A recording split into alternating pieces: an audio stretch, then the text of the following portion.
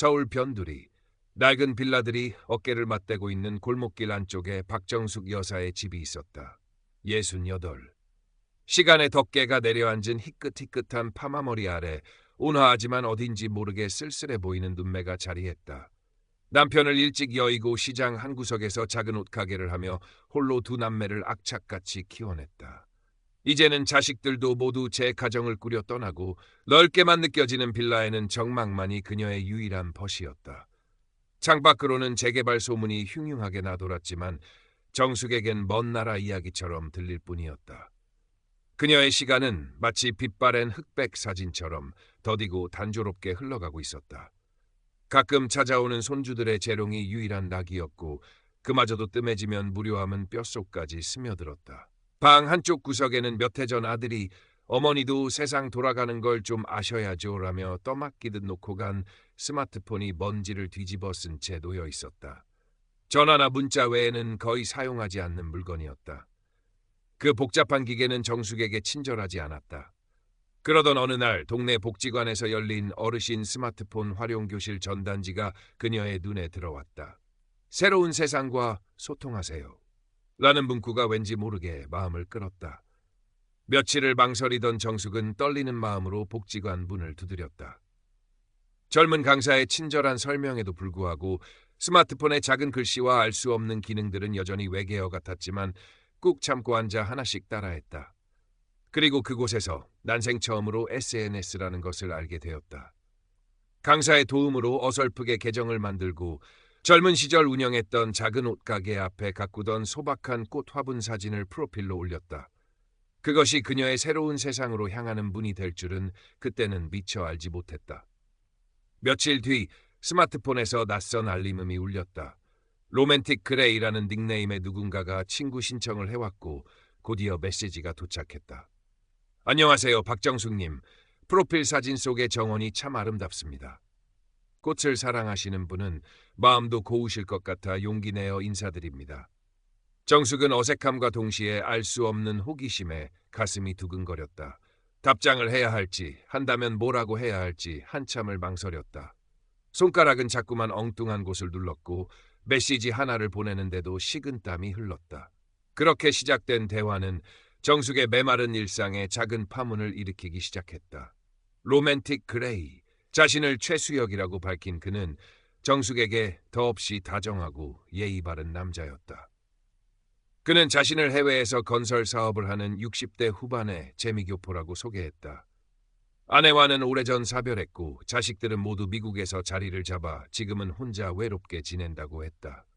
정숙은 그의 말에서 자신과 비슷한 외로움의 그림자를 발견했고 왠지 모를 동질감과 연민을 느꼈다. 최수혁은 정숙의 소소한 일상 이야기에 진심으로 귀 기울여 주었고 따뜻한 위로와 칭찬을 아끼지 않았다. 정숙님 목소리는 참 곱고 소녀 같으시네요. 그런 어려움 속에서도 자제분들을 훌륭히 키워내셨다니 정말 존경스럽습니다. 수십 년 만에 느껴보는 이성으로부터의 관심은 정숙의 잠자던 세포를 깨우는 듯했다. 설렘과 동시에 이 나이에 무슨 주책인가 하는 부끄러움이 고개를 들었지만 이미 마음은 그에게로 조금씩 기울고 있었다. 매일 아침이면 최수혁의 다정한 안부 메시지가 도착했다. 정숙님, 간밤에 좋은 꿈 꾸셨는지요? 오늘 하루도 행복한 일만 가득하시기를 바랍니다. 저녁이면 하루 일과를 묻는 그의 전화가 걸려왔다. 그의 부드러운 중저음 목소리는 정숙의 외로운 밤을 채워주는 유일한 위안이었다. 정숙은 그의 전화를 기다리는 것이 하루 중 가장 설레는 시간이 되었다. 자식들에게조차 털어놓지 못하는 속 깊은 이야기들을 그에게는 스스럼 없이 꺼내놓았다. 그는 언제나 진지하게 들어주었고 현명한 조언도 잊지 않았다. 정숙님과 대화하면 모든 시름이 잊힙니다. 제게는 정숙님이 사막의 오아시스 같은 존재예요.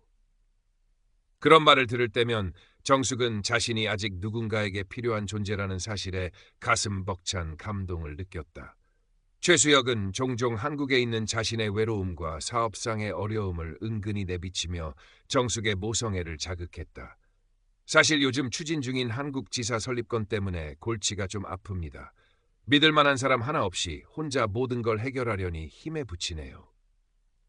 그는 한국에 돌아오면 정숙과 함께 조용하고 평화로운 노후를 보내고 싶다는 말을 자주 했다. 정숙님처럼 마음 따뜻한 분과 함께라면 남은 인생이 외롭지 않을 텐데요.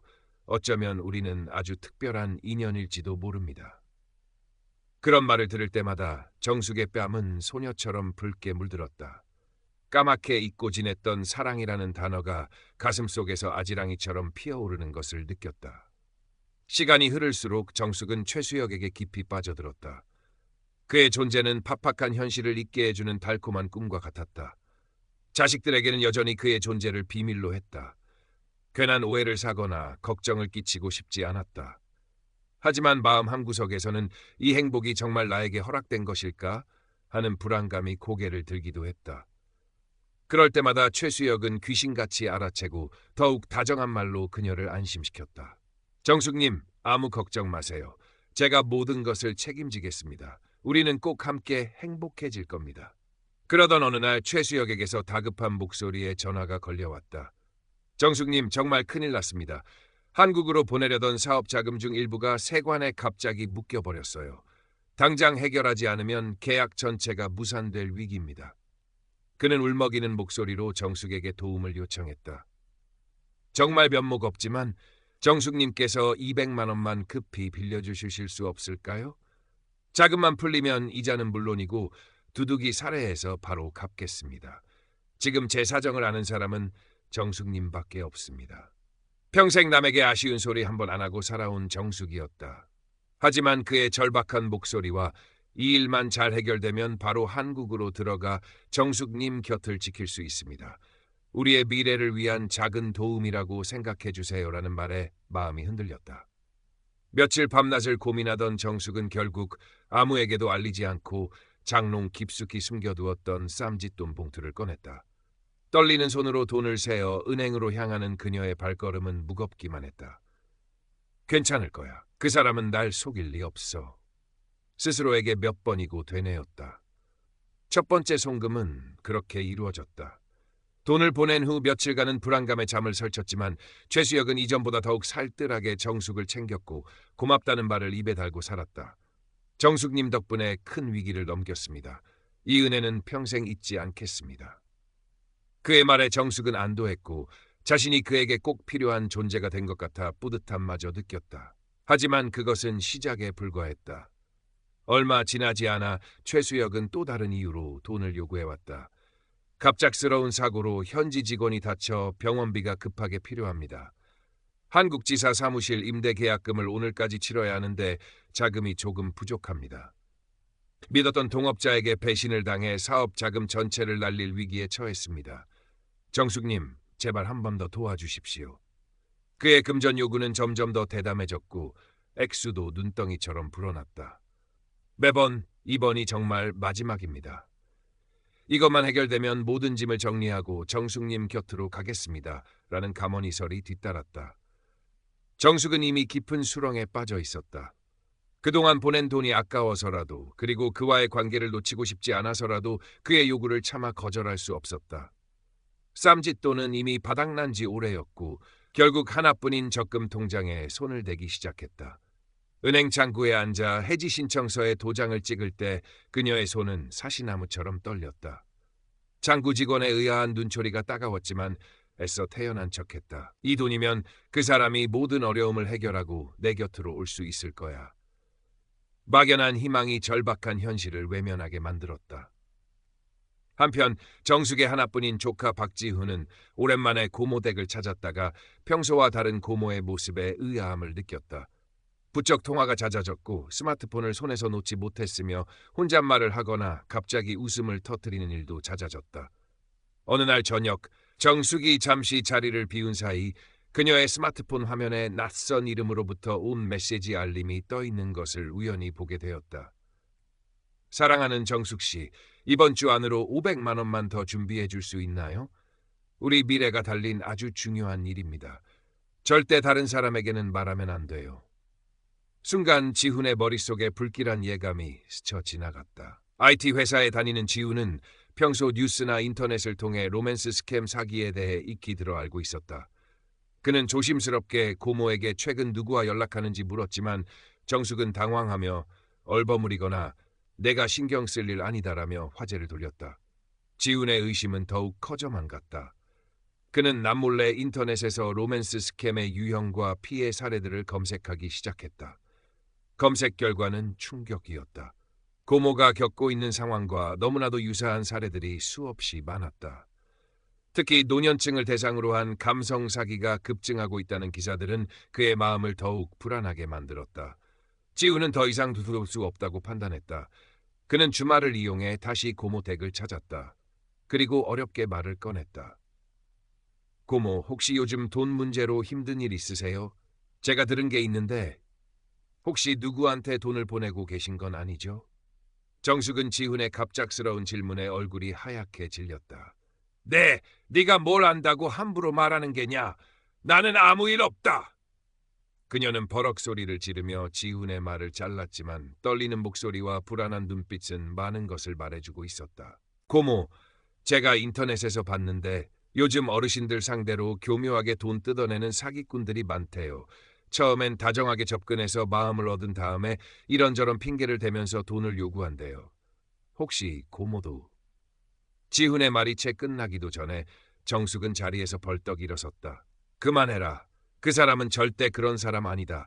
너는 아무것도 모르면서 함부로 남을 의심하는 게 아니야. 그녀의 목소리는 격앙되어 있었고 눈가에는 물기까지 어렸다. 지훈은 더 이상 말을 잇지 못했다. 이미 고모는 사기꾼의 가머니설에 깊이 빠져 현실을 제대로 보지 못하고 있는 것 같았다. 답답하고 안타까웠지만 지금은 섣불리 다그치기보다 구체적인 증거를 찾는 것이 우선이라고 생각했다. 그는 고모에게 상처를 준 것 같아 마음이 무거웠지만 어떻게든 그녀를 지켜야 한다는 생각뿐이었다. 그날 이후 지우는 마치 탐정이라도 된 것처럼 최수혁이라는 인물의 뒤를 캐기 시작했다.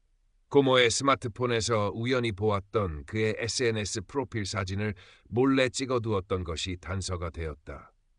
그는 역이미지 검색을 통해 그 사진이 사실은 오래전 은퇴한 해외의 무명 배우의 것이며 여러 사기 사이트에서 도용되고 있다는 사실을 알아냈다. 또한 최수혁이 언급했던 해외 건설 회사의 홈페이지를 찾아보았지만 어설프기 짝이 없는 유령 회사일 가능성이 높아 보였다. 그는 고모가 최수혁에게 송금했던 계좌번호들을 알아내 은행에 문의했지만 이미 돈은 여러 단계를 거쳐 해외로 빠져나간 뒤였고 추적은 불가능에 가까웠다. 시간이 흐를수록 정숙은 최수혁에게 더욱 깊이 매달렸다. 이미 너무 많은 돈을 보냈고 그와의 관계에 너무 많은 감정을 쏟아부었기에 이제 와서 모든 것을 부정하고 싶지 않았다. 지훈의 경고는 애써 외면했다. 그럴 리 없어.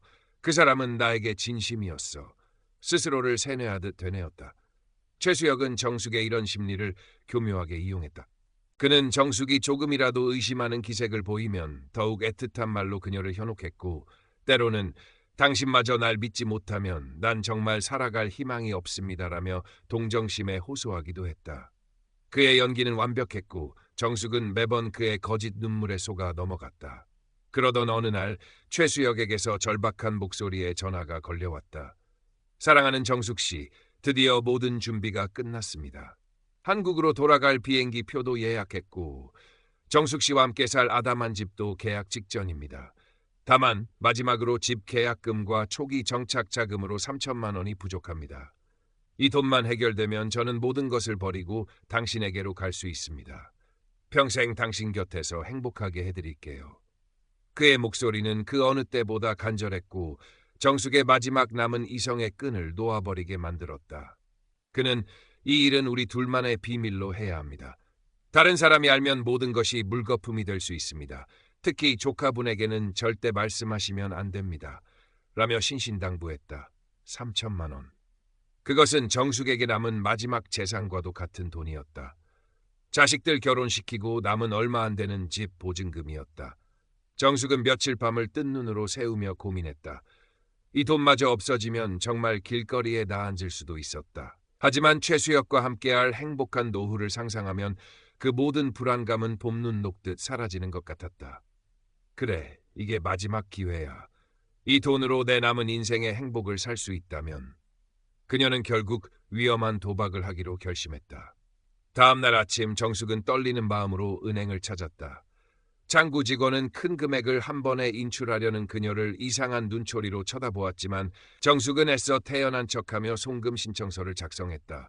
바로 그때 은행 문을 박차고 지훈이 헐레벌떡 뛰어들어왔다. 그의 손에는 여러 장의 서류가 들려 있었다. 고모, 잠깐만요. 제발 송금하지 마세요. 지훈은 숨을 헐떡이며 정숙의 팔을 붙잡았다. 그리고 자신이 밤새 찾아낸 증거들을 그녀의 눈앞에 펼쳐 보였다.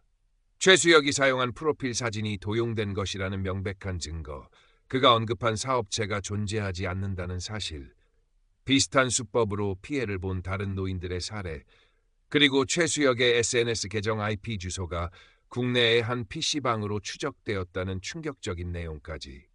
정숙은 지훈이 내민 서류들을 보며 온몸에 피가 싸늘하게 식는 것을 느꼈다.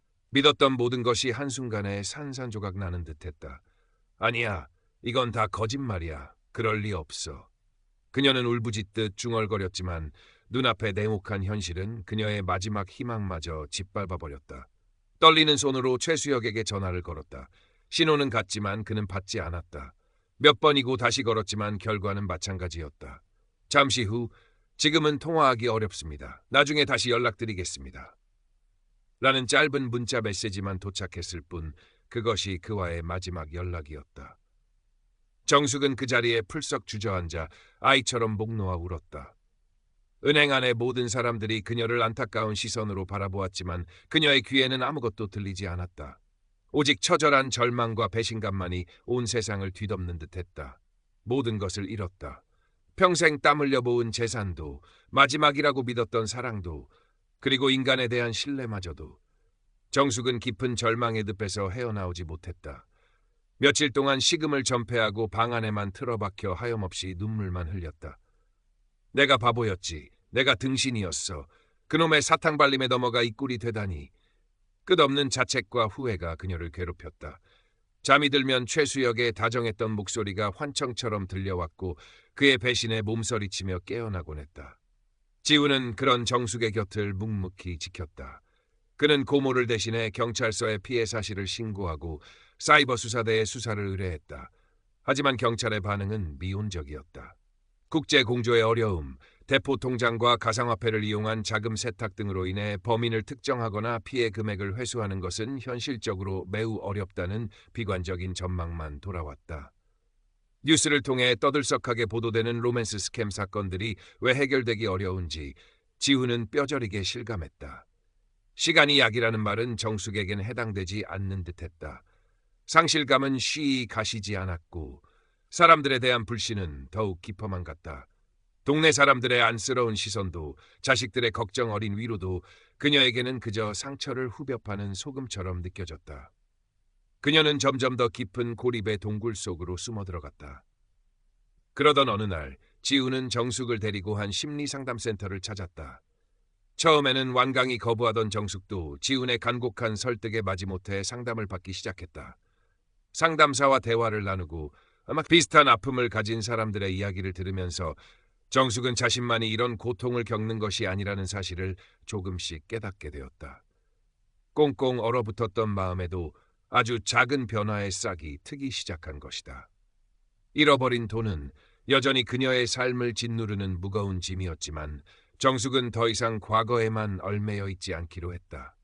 지훈은 고모가 조금이라도 사회와 다시 연결될 수 있도록 복지관의 다른 프로그램들을 알아봐 주었고 정숙은 용기를 내어 그림 교실과 노래 교실에 나가기 시작했다.